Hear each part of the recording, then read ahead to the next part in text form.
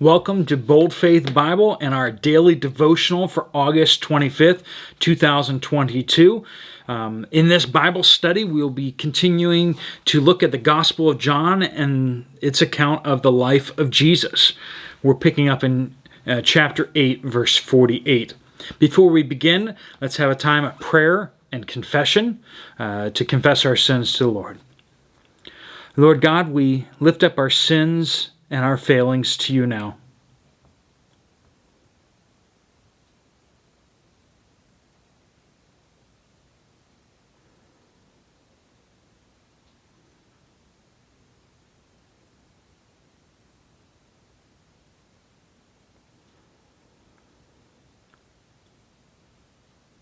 Lord, we praise you that we can find forgiveness for our sins in you.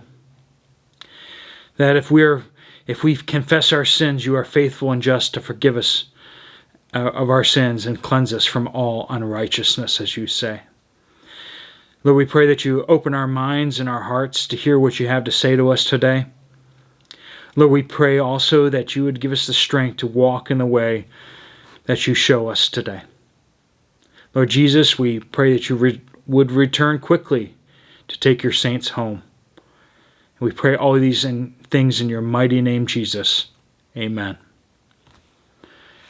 We're picking up in John chapter 8, verse 48. Jesus is continuing this debate in the temple, this discussion/argument. Many of the people there are seeking a way to kill him. And there's a whole lot of people there not quite sure what to make of him, but some of them have placed their faith in Jesus. So some of them are listening. Let's pick up in verse 48. The Jews responded to him, "Aren't we right in saying that you're a Samaritan," which is a dirty insult, like you're not a Jew, a Samaritan, and have a demon?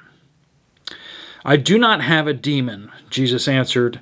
"On the contrary, I honor my Father, and you dishonor me.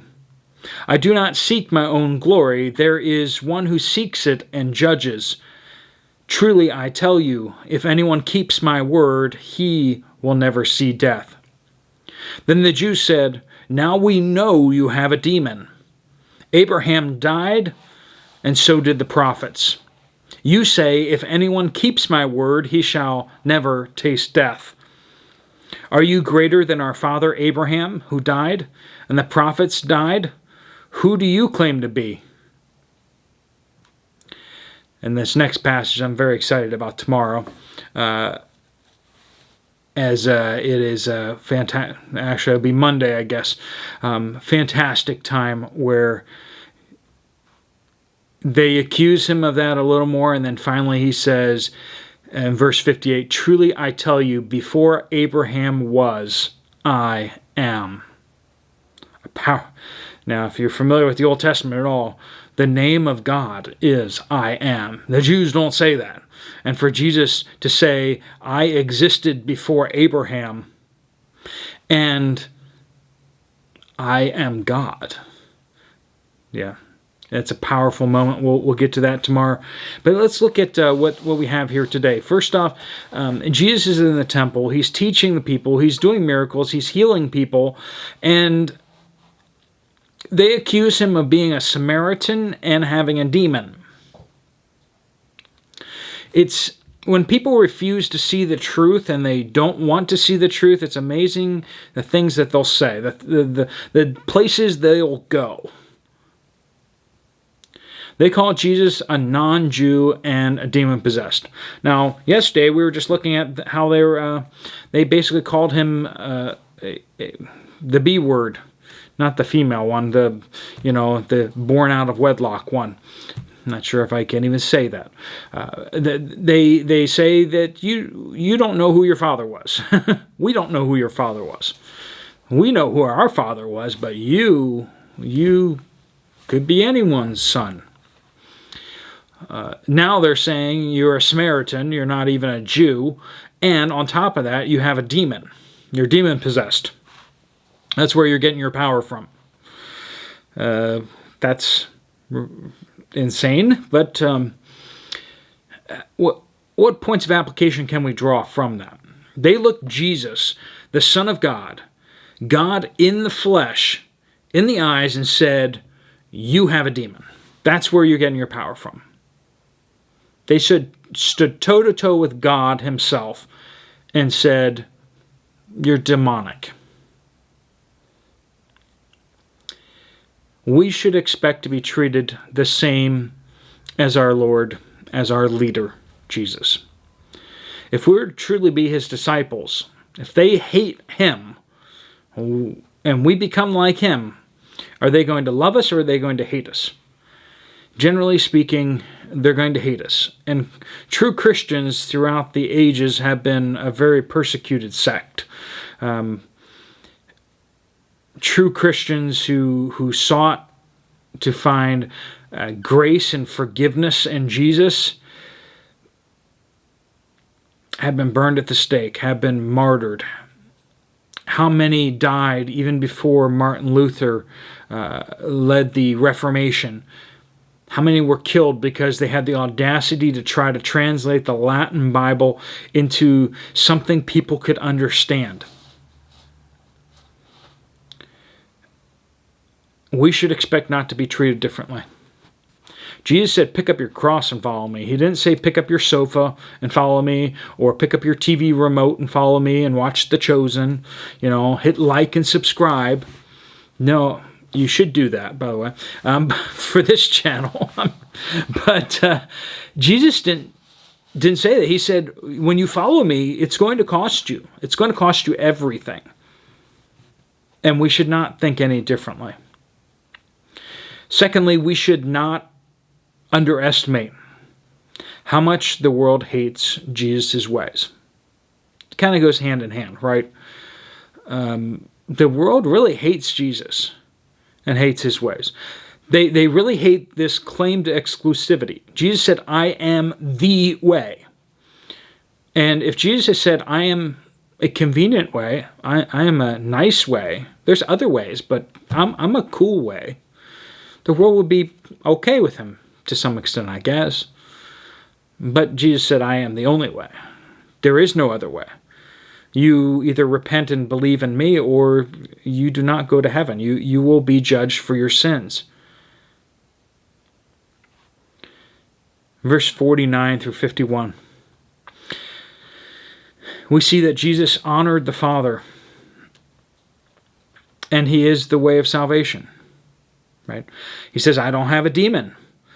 Jesus answered, on the contrary, I honor my Father, and you dishonor me. I do not seek my own glory. There is one who seeks it. God seeks Jesus' glory, and God judges. Truly, I tell you, if anyone keeps my word, he will never see death. What's he talking about there?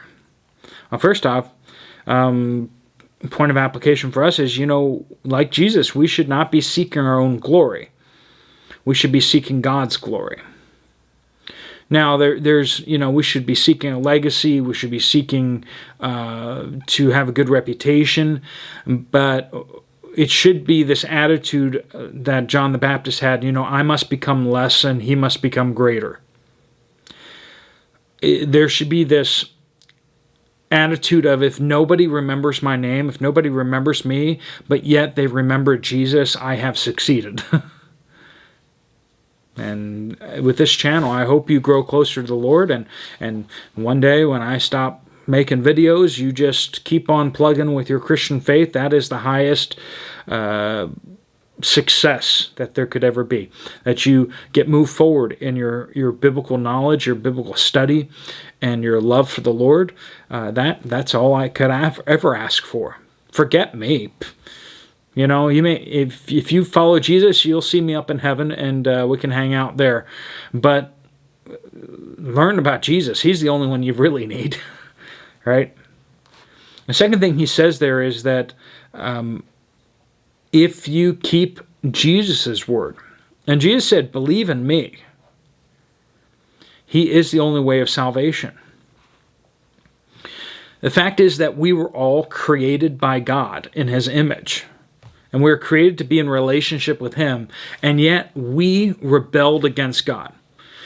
It's not that we just did oopsies. It's not that we've done a bunch of sort of bad stuff or that we've hurt each other. The fact is that we've lived our lives in ways that we have rebelled against God's laws. We are traitors to the kingdom of God, to the kingdom of heaven. We have sinned against God Almighty. And we deserve punishment for that.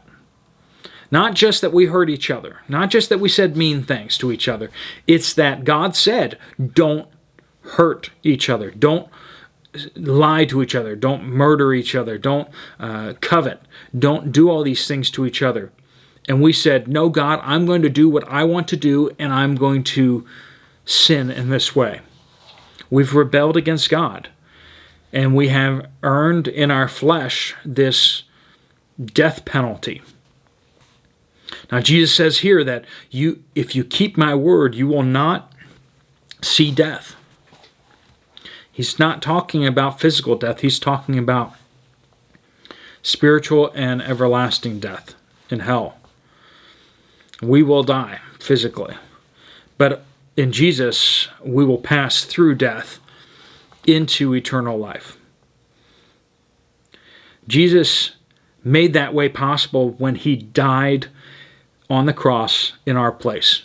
You and I deserve to be punished with physical death and spiritual death, and yet Jesus paid that penalty for us.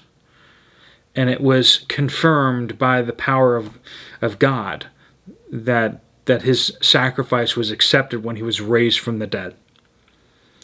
That he showed that he had power and conquered death. So that just leaves you and I to respond. We respond in faith and in repentance. Both of those are really the same thing. Surrendering your life to God and saying, I'm done with my sin. I'm done with it. I want to do what you want me to do. I'm willing to follow you, Lord, no matter where you lead me. I'm willing to never say no to you ever again. That's faith. Casting yourself out there upon his grace.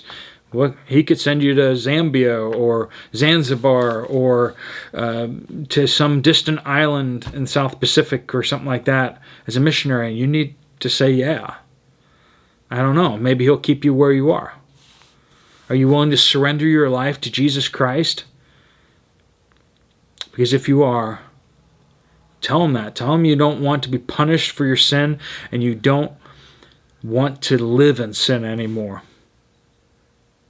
And in Jesus' name, he will answer that because of his sacrifice. If you have more questions, you can always email me directly at boldfaithbible@gmail.com, or you can pop a comment down in the description or in the comments down below, or you can contact a person that you may know that is a believer in Jesus. So Jesus says that you will never see death. You will have eternal life now, and you will pass through physical death into his presence in heaven. So the Jews hear this, and they're kind of locked in on physical death, right?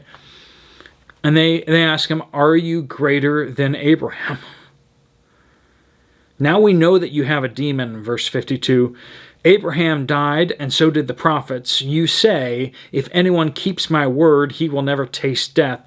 Are you greater than our father Abraham who died, and the prophets who died? Who do you claim to be? Well, at least they're picking up on that, right?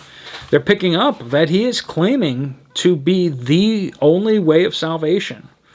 That he is greater than Abraham. Jesus is like, yep. And he'll say that tomorrow, on Monday when we look at that again. Application, we should accept Jesus is greater than any religion. Abraham, Moses, Muhammad, Buddha, whoever you want to pop in there, Jesus is greater. Jesus is the only way of salvation for anyone. He is God in the flesh. Right now he is in heaven, but he will return. Praise the Lord. Praise the Lord. Jesus is greater.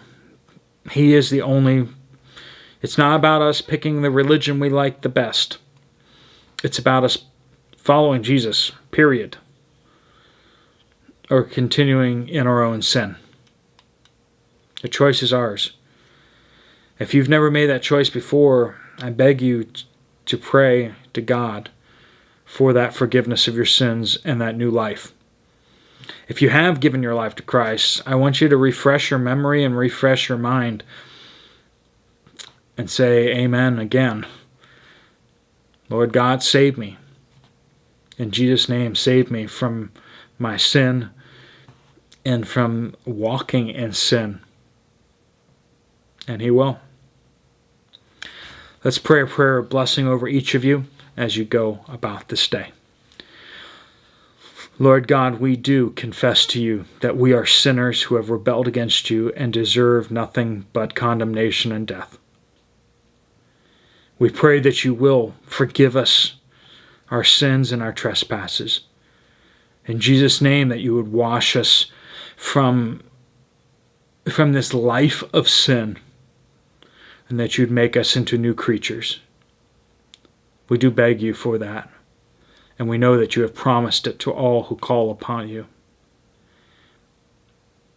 Lord God, I pray you bless each person listening, that you fill them with your Spirit today to accomplish all that you have called them to do.